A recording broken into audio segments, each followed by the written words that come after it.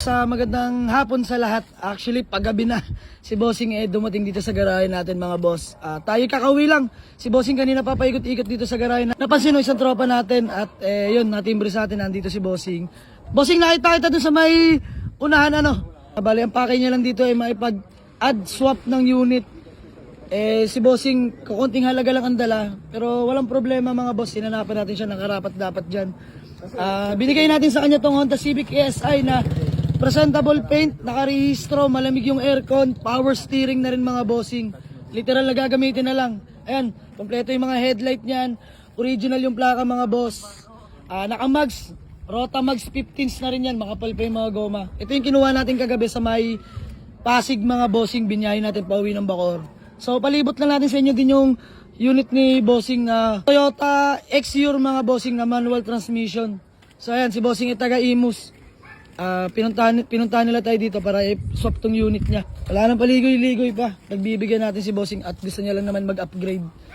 Ayan, nakarehistro to mga bossing. Aircon, napakalamig. Bagong gawa rin yung mga pang-ilalim. Under chassis, goods yan.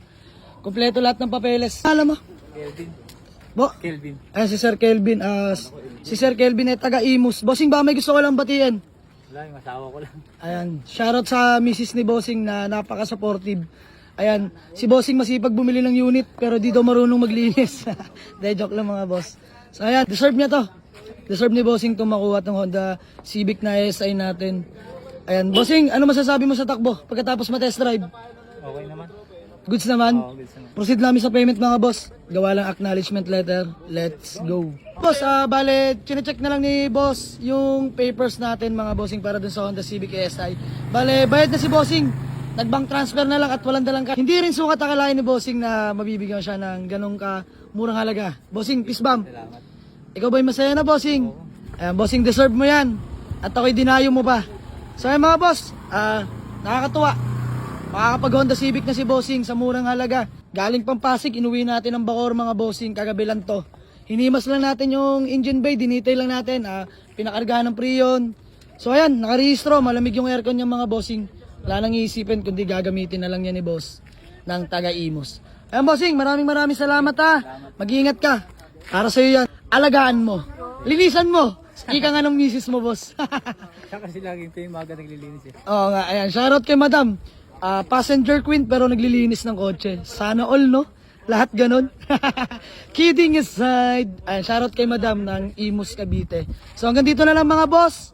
Let's go! Boss, iuwi na ni bossing tong Honda Civic natin. Ayan si bossing, napakasaya. Kitang-kita ko sa mukha ni bossing ang liglig, umapaw.